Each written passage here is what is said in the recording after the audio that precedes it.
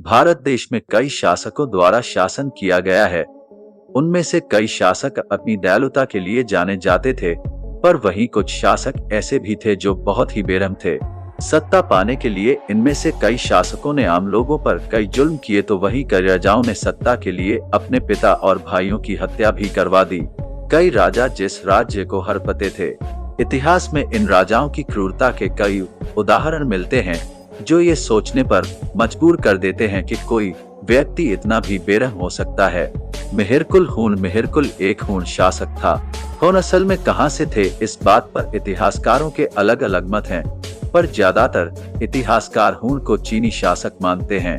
कहा जाता है कि करीब 500 ईस्वी के दौरान हूणों ने भारत में आक्रमण किया था।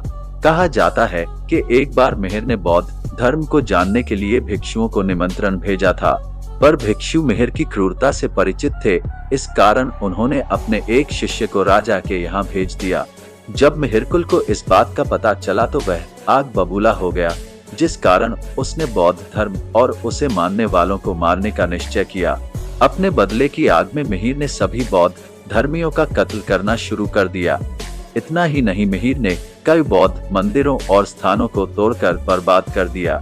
आपको बता दें कि मिहिर एक शिव भक्त भी था, जिसने अपने शासन काल के दौरान कई मंदिरों का निर्माण करवाया था। महमूद गजनवी शासक महमूद गजनवी को हम सोमनाथ मंदिर के आक्रमणकारी के रूप में जानते हैं। गजनवी ने भारत के कई हिस्सों में हमला बोला।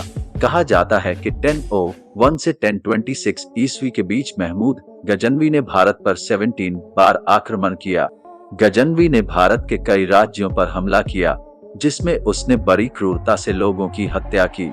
कहा जाता है कि गजनवी ने अपना 16वां आक्रमण गुजरात के सोमनाथ पर किया था, जिसमें उसने वहां के मंदिरों को बड़ी बर्बरता से तोड़ दिया था। मोहम्मद बिन कासिम शासक मोहम्मद बिन कासिम भारत के सबसे क्रूर शासक में गिना जाता है। कहा जाता है कि मोहम्मद बिन कासिम करीब 7वीं सदी में भारत आया था। वहीं मात्र 17 साल की आयु में ही कासिम ने सिंध और मुल्तान प्रांत पर आक्रमण करके उन्हें जीत लिया था।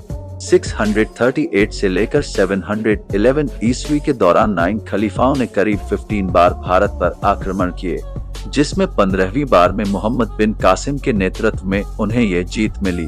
कहा जाता है कि कासिम का दिल सिंध प्रांत के दीवान की बेटी पर आया था। वह उसे अपनी बेगम बनाना चाहता था, पर जब वह महिला नहीं मानी तो कासिम ने उसका सिर कलम करवा दिया। इसी तरह उस वक्त सिंध के राजा दाहिर की पत्नियों और पुत्रियों ने कासिम के चंगुल में आने के लिए अपनी जान दे दी थी। चंगेज खान शासक चंगेज खान मंगोलों का सबसे क्रूर राजा था। चंगेज बौद्ध धर्म को मानने वाला शासक था।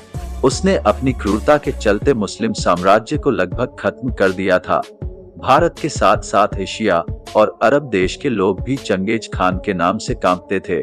चंगेज खान ने आक्रमण करके ईरान, गजनी सहित कंधार, काबुल और कश्मीर पर भी अपना शासन फैला लिया था।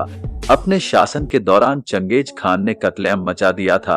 उसके बारे में हमें इतिहास में कई उदाहरण मिलते हैं। तैमूर शासक तैमूर को हम सभी इतिहास में उसकी क्रूरता के लिए जानते हैं।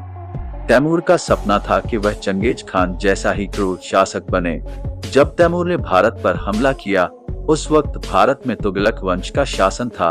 तैमूर के आक्रमण के साथ ही तुगलक वंश का भी अंत हो गया।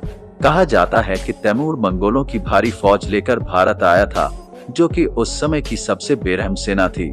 कोई भी शासक उसका मुकाबला नहीं कर सका, जिस कारण तैमूर कत्लेआम करता हुआ भारत में अपना शासन फैलाता गया।